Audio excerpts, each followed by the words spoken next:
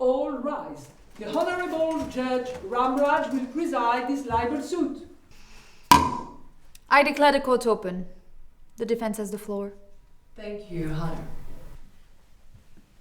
Ladies and gentlemen of the jury, how would you feel if everybody, and I mean everybody, everywhere in the whole wide world, if everybody was spreading all kinds of rumors and fake news about you, and you couldn't do nothing about it? Even though you know it's all nonsense. Because it is so deeply rooted in the people's feeble minds that even if you could, they wouldn't believe you. They wouldn't listen to you. In fact, they would probably throw stones at you. It's crazy, isn't it? Well, ladies and gentlemen of the jury, that's exactly what's happening to my client and why we are here today. 3 letters.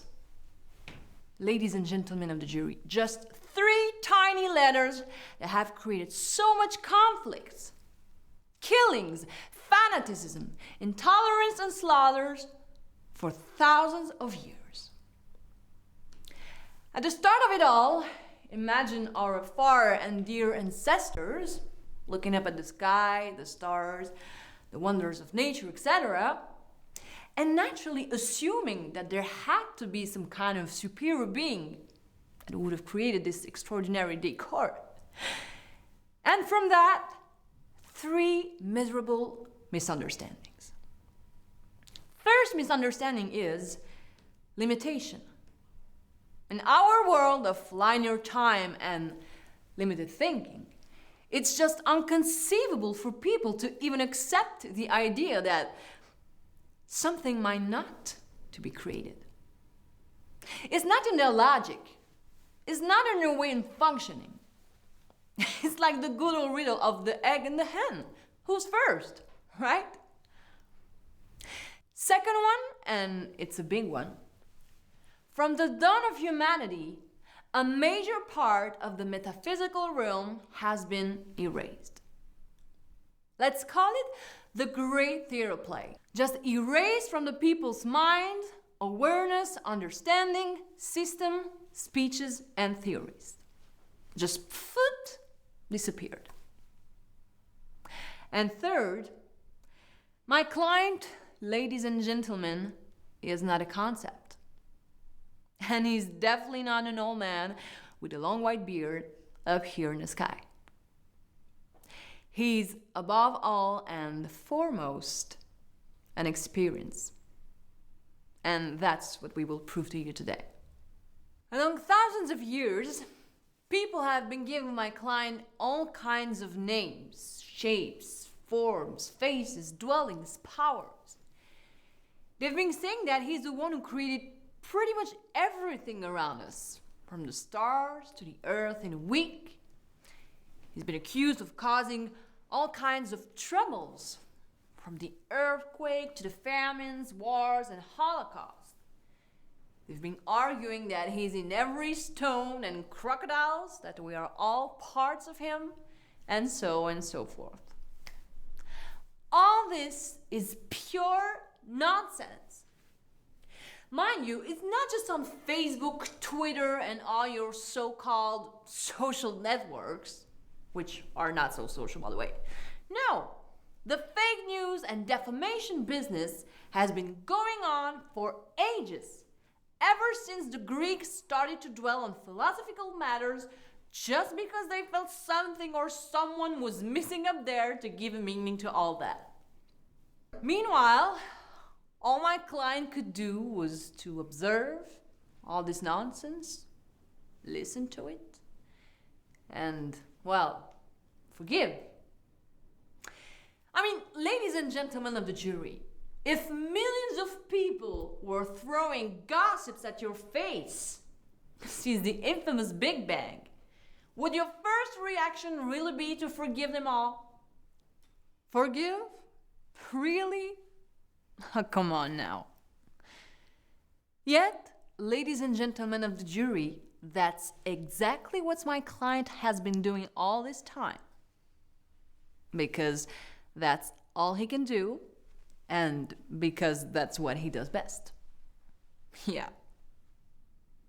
By the way, I talk about my client saying he, but I might as well say she, like in H. Rider Haggard's or Pierre Benoit's, or even it, for that matter. No gender. Very fashionable these days, they tell me. As far as we poor humans can remember, from the 4th century BC onward, all kinds of religions and philosophical ideas have splattered elevated concept and awaked many mystic callings, giving mankind new hopes and new life principles, but also many dogmas. Yet, however pure or elevated all that may have been, as soon as they refer to God, they have all adopted one form or another of the concept of omnipresence. It's almost time for lunch and the court would like to move on, if you don't mind. Let's remember Epicurus' famous riddle. Either God wishes to get rid of evil, but he cannot, therefore he's powerless, which cannot be applied to God, or he can, but doesn't want to, then God is not benevolent, which is irrelevant to God. Or he can and wants to, but then where does the evil of the world comes from? And why doesn't God get rid of it? Or he cannot and doesn't want to, but then why can't God? Indeed, all this nonsense is just a big fake news scenario, an accumulation of misunderstandings with serious collateral damage. Let's put it straight, ladies and gentlemen of the jury. My client is pure energy, and as such, doesn't interfere on the physical world. Matter is not within his realm of practice. His field of action is purely spiritual. Most of the time, he observes. He doesn't judge, he doesn't punish, he doesn't complain either, even though our behavior as human beings would give him reasons to do it. His infinite compassion comes from his unlimited vision about his role, the world, humanity, us. The most authentically conscious soul reminds the most unconscious ones about their importance and self-respect. Actually, his role is pretty simple. He's the only spiritual energy who's never identified to what he's not. Thus, he remains always conscious about everything. His consciousness is unlimited. Gosh, it must be exhausting. But the world needs a soul like this.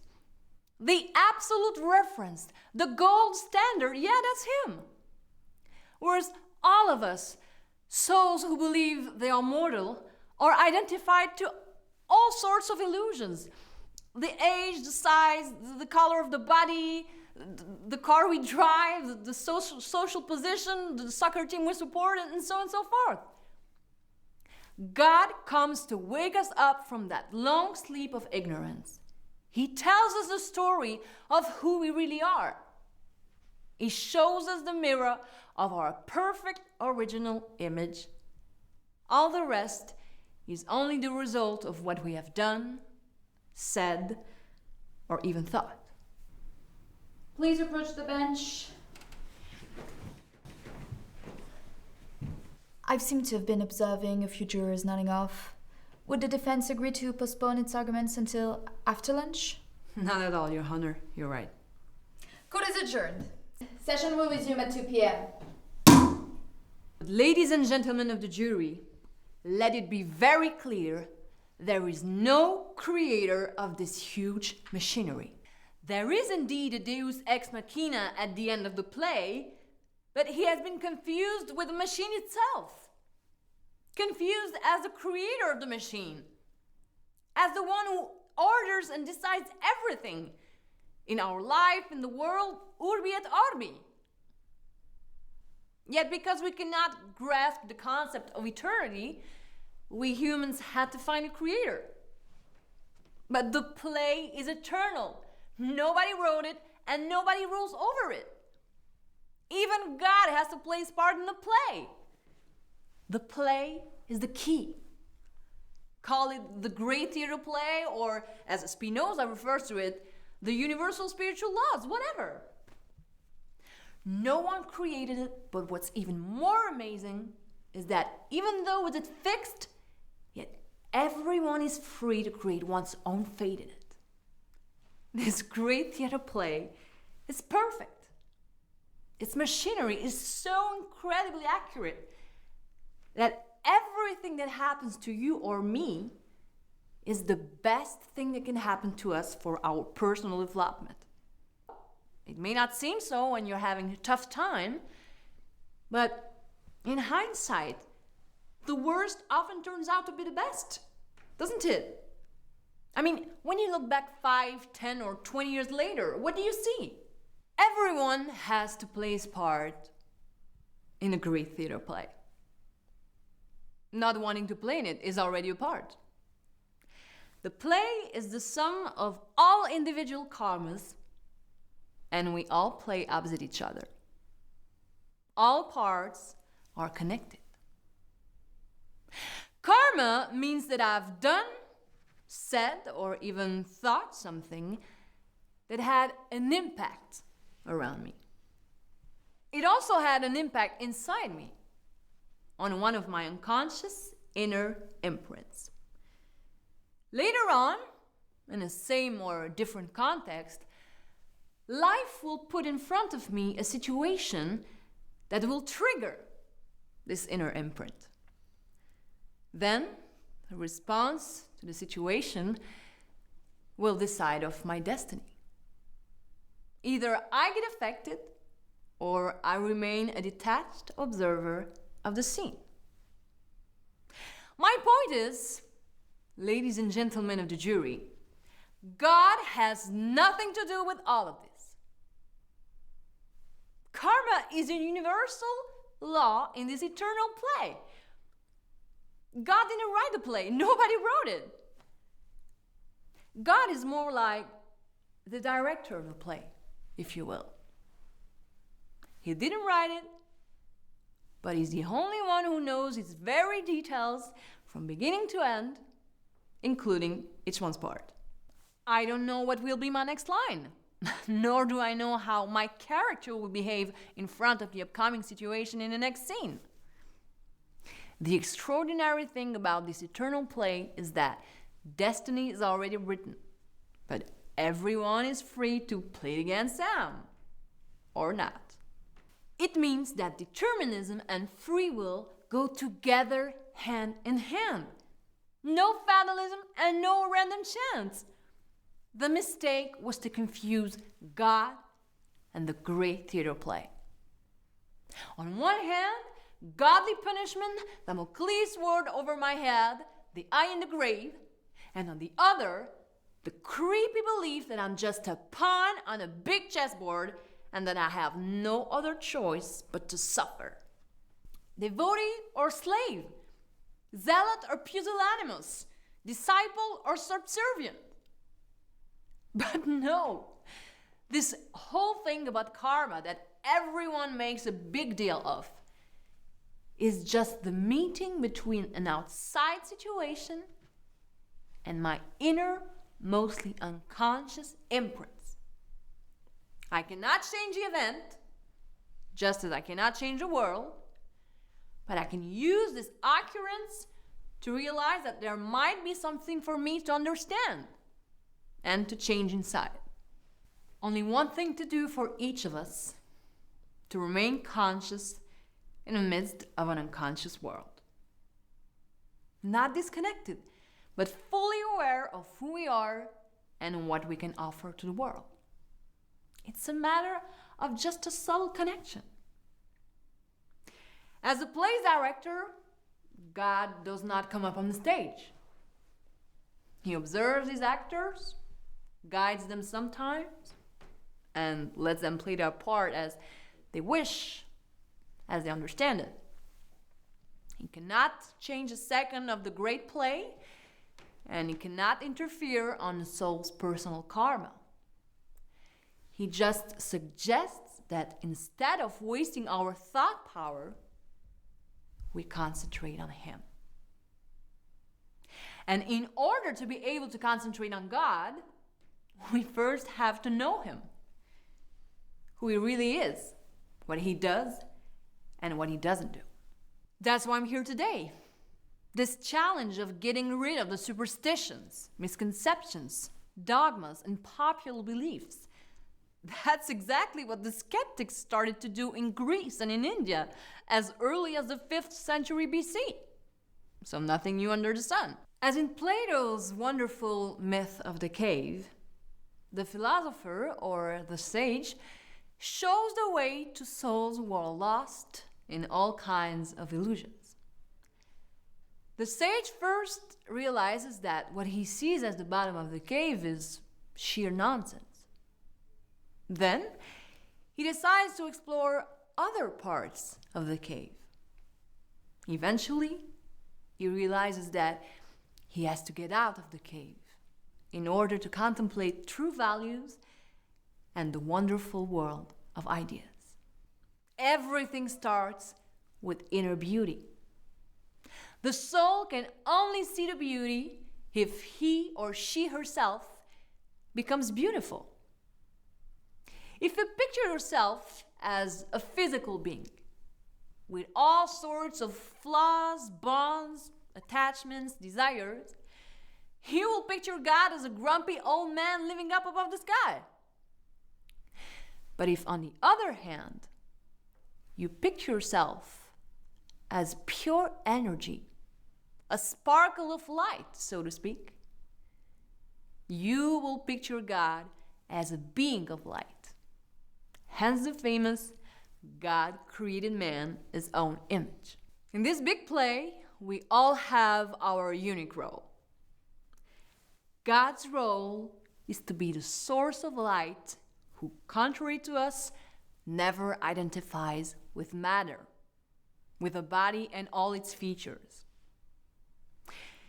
Imagine that you have a spiritual friend who is always here for you, who knows you completely, who accepts you with your personality, your qualities, shortcomings, without any judgment. Someone who is pure energy, just like you, and whose role is to make you aware of who you really are, to awaken you from that long sleep of ignorance. Someone who is not going to solve your petty problems, because he doesn't deal with matter, but whose only presence next to you will make you feel lighter, more detached, and less affected by anything and everything. Not indifferent or uncaring, but serene. Wisdom to you as it may. What I like the most about my client, ladies and gentlemen, is that he doesn't judge me. I picture him with a constant smile. My spiritual friend sees my games, my mischief, my weaknesses, also my long speeches, with patience.